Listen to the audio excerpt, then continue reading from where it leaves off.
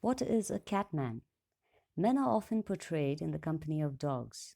They hunt together, run happily side by side, and ride shoulder to shoulder in mud splattered pickups, the perfect image of masculine bliss.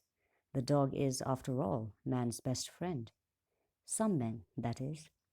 For centuries, legions of forward thinking men, artists, writers, scientists, and philosophers, have shared their libraries and studios with a purring feline or two.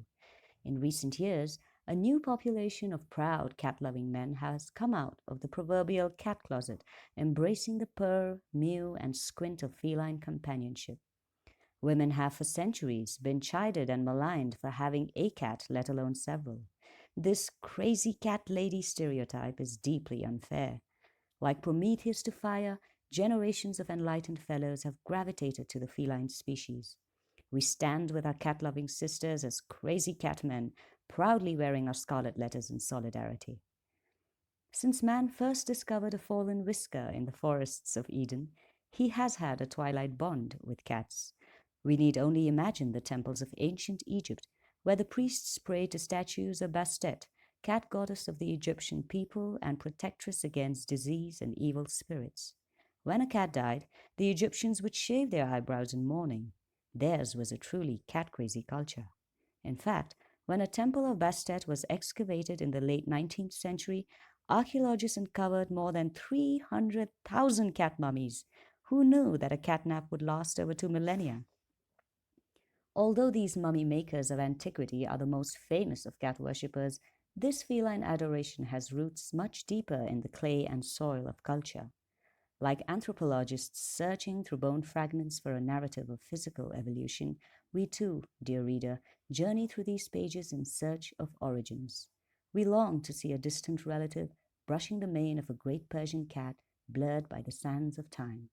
Where did it all begin? Who was the first catman?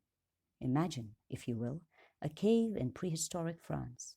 A shaman sketches out the figure of a fierce cat with ash, spit, and dried berries on the rough stone walls. A torch flickers throughout the darkened cavern, and the crude images take on a striking likeness. Is it the hashish-induced madness of the onlooker? Could this be the moment of divine alchemy that spawned the first catman? Any history is largely a story of individuals.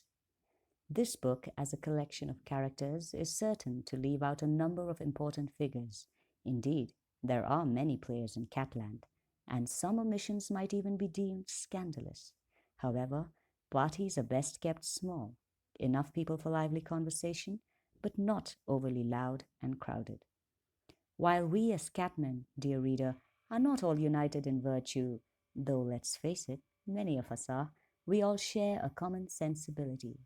Though we have spent many years as a silent population, we all believe in the cat as a force for change in male consciousness, a secular embrace of an ancient religion. Too often, those of our number peek out of the cat closet, grasping for images of ourselves, asking, "Is this normal? Am I a freak? What will my friends and family think?" Quell your fears, sir. In between these pages, you are among friends. That's the intro to this wonderful book.